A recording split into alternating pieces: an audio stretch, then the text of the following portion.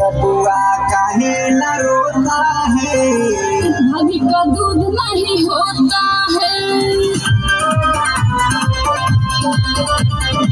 बबुआ काहे न रोता है, भाभी का दूध नहीं होता है।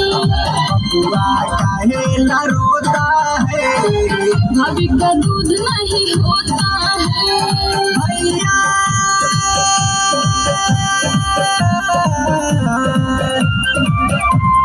भैया रोज रोज रतिया में पूरा दूधवा पी लेता है।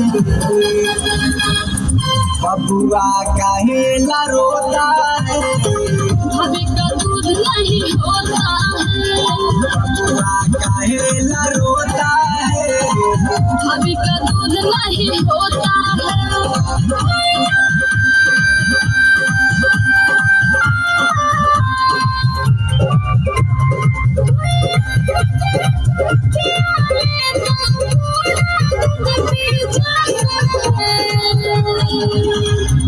बबुआ काहे न रोता है, भाभी का दूध नहीं होता है।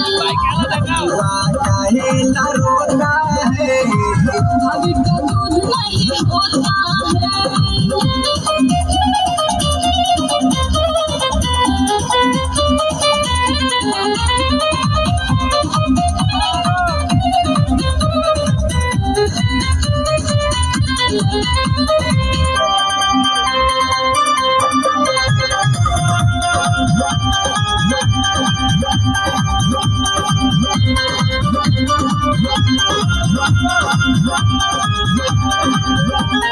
दिन दोपहर में रहेल घर में भाभी के अगोर के। रात्रि के जागरण होला इतना निर्मला भोर में।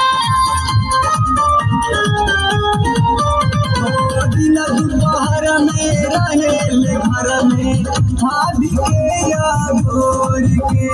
रात्रि में जागरण होला इतना निर्मला भोर में।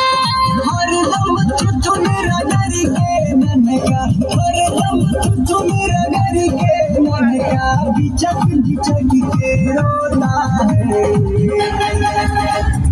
बबुआ काहे न रोता है, भाभी का दूध नहीं होता है। बबुआ काहे न रोता है, भाभी का दूध नहीं होता